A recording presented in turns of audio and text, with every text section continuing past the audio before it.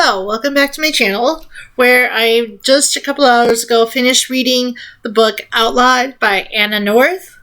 For those who are not familiar with this book, it takes place it's a Western type of book, and it takes place like with this girl Ada, and she lives in like this town where they expect like the girls to get married really young, and all they want the girls to do is just keep getting pregnant and having kids. And basically, if you cannot have children, you are considered barren. And basically, they just run you out of the town. They kick you out of your house. Like, even if you have a husband, they will kick you out of living with your husband, and you pretty much are kind of left to fend for yourself. And then they also accuse you of being a witch. And because then all these other crazy stuff happens in the town, and rather than just think that it's foolishness, nonsense, that this is they're related to each other, they just blame the barren woman for what is happening in the town. And I am not a fan of Westerns at all. Like, I never watch Western movies. I don't read like Western books. And like, I was so frustrated by like the small-mindedness of the townspeople. Like, I couldn't believe that because, like, Ada was barren, that they basically exiled her from her own town. Even though she was a really good midwife, she attended births with her mom and learned all this stuff and seemed to be a good doctor, but they didn't care about that. Like, and she had a husband and she just couldn't get pregnant. And then they just kicked her out of her town, and then she ends up living in a convent. And I mean, that seems to be going well. It seems like they treated her like with respect there, and all the nuns there were barren as well, so kind of like she had that little group. But then she had like a bigger mission in life. She wanted to go to this place called Pagosa Springs, which I believe is Colorado, and to find out why she's barren. She just wants answers. Why is this happening? Why is this happening to me? And then she ends up being sent to this place called Hole in the Wall, which I think is a true place, because based on the acknowledgement section, it seems like Anna North went to this place called Hole in the Wall. So I think that might exist. I have to do some research on that.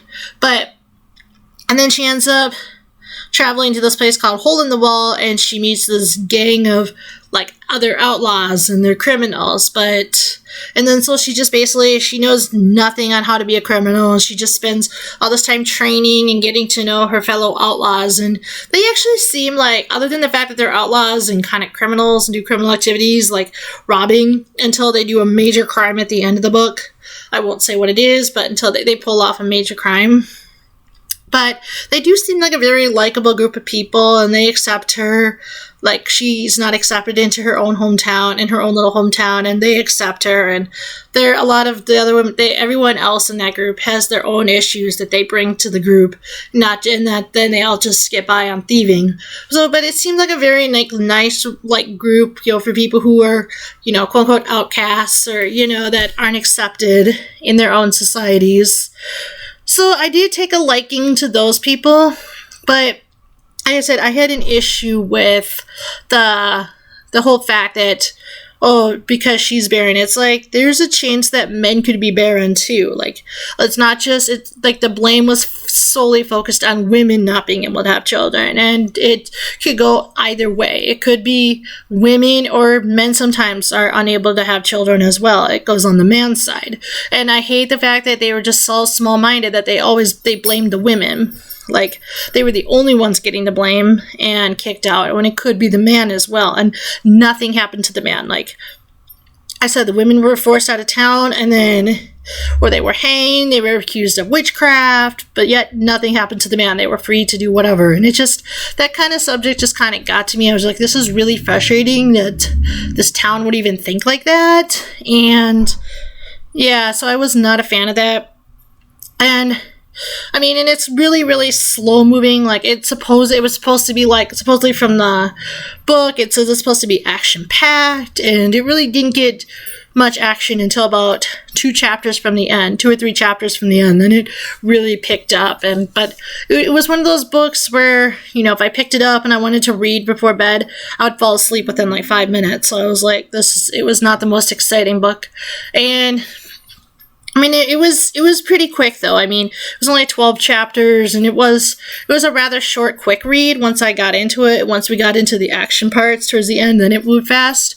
But like I said, westerns are normally not my cup of tea, so it was good to kind of dive into this, read something that wasn't my normal genre, wasn't something I normally would read, but I read it anyways, and I stuck through it.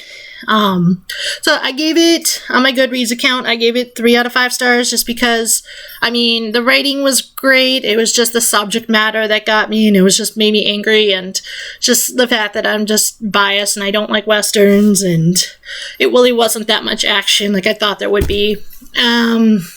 So I give it, and I live in Colorado, and I could picture myself being in, like, one of the small towns. It's called Leadville. I've been up there once, and it's like, I've been up there a couple times, and it's like the Old West. It's still very reminiscent of being in the Old West. So I kind of pictured that in my head, because there's one part of Colorado where it takes place, and so I envisioned myself being up there and in the Old West. But like I said, I gave it 3 out of 5. I think there could have been more action in the book. It's kind of slow moving. But yeah, I like the way she wrote. I like her description. She was very descriptive of people. You could almost get a vision of what these people looked like in your head. And yeah, so 3 out of 5 stars. I'm about to go pick up my next read. Like I said, I'm going back and forth. Like, I read a book on my Kindle, and I'm going to go to actual book form, because I have to get through my 6,000 books that I currently own here. That is almost not an exaggeration. I actually have never counted how many books I have, because I don't want to know how many books I have sitting in my bookshelf. This shelf right here is my movie shelf, so I have just as many movies as my books, which is kind of sad, but also I love it. So yeah, thanks for checking out. If you are liking my videos, please like and subscribe. If you want to see more of my videos, my boring rambling of books that I enjoy, books that I don't enjoy. And now I am gonna pick my next read. Thanks, guys.